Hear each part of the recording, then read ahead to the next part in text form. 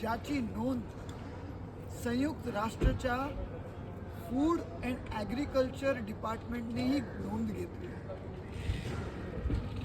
मी आभारी आहे या विद्यापीठचा की त्यांनी आम्हाला आमंत्रित केलं आणि आमच्या नाटकाच्या माध्यमातून आपल्या पृथ्वीच्या शेतकऱ्यांची गोष्ट आपल्या विद्यार्थ्यांसोबत, आपल्या फार्मर्स किसानासोबत आणि इतर शिक्षक, विद्यार्थी आणि तमाम प्रेक्षकगण जे आलेले होते, dignitaries end delegates from the government of Maharashtra, उनके सामने प्रस्तुत करने का हमें मौका दिया गया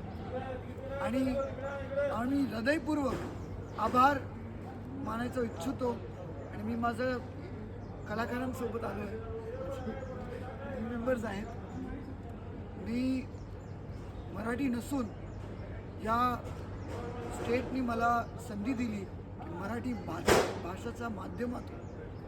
भाषेच्या माध्यमातून नाटकाच्या माध्यमातून काहीतरी शेतकऱ्यांसाठी, आपल्या लोकांसाठी करावं. आणि आपण हे आंतरराष्ट्रीय तृणधान्य इंटरनॅशनल इयर ऑफ मिलेट्स 2023 साजरा करतो आहे.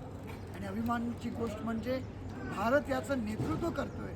त्या संधीत आम्हाला हे नाटक एक great art form, one of the greatest art form आहे, ते आर्ट फॉर्मच्या माध्यमातून लोकांपर्यंत पोहोचण्याची संधी मिळाली. त्यानिमित्ताने मी सगळ्यांचा आभार व्यक्त करतो.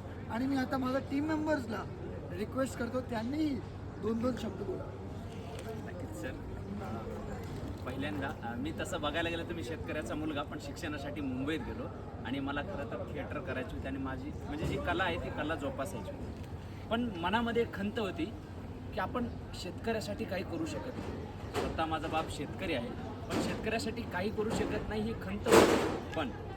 पण आज आपल्या महात्मा फुले कृषी विद्यापीठामध्ये जे कार्यक्रम झाला, जे समाज प्रबोधन झालं, ते मी माझ्या कलेमार्फत, माझ्या नाटकामार्फत, जी की आर्टिस्टिक ह्युमन्स मुंबई नावाची संस्था आहे दर्शन महाजन सरांची, त्यांच्यामार्फत त्यांनी आम्हाला आमच्या कलेमार्फत जे काय समाज प्रबोधन असतं ते समाज प्रबोधन करण्याची संधी दिली. आणि जी काय आमची पारंपरिक शेती आहे, जिचा ऱ्हास होत गेलेला होता, त्या पारंपरिक शेतीविषयी आम्ही समाज प्रबोधन केलं. आणि इथल्या सर्व शेतकऱ्यांना, जे काही कृषी अधिकारी होते, सर्व प्रेक्षकांना खूप आवडली. या महात्मा फुले कृषी विद्यापीठाने एक सुंदर अशी आठवण आमच्या मनात ठेवलेली आहे, साठवण करून ठेवलेली आहे. आणि आज माझ्या मनातली खंत निघून गेलेली आहे की मी शेतकऱ्यांसाठी काही करत नाही म्हणून आज माझ्या मनातली खंत जाण्याचं कारण हेच की मी शेतकऱ्यांसाठी इथे येऊन एक नाटकाद्वारे खूप चांगलं असं प्रबोधन केलं. आणि त्या नाटकामुळे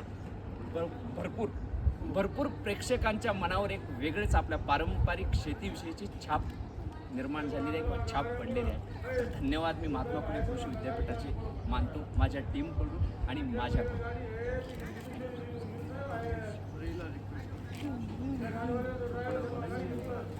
बोलायचं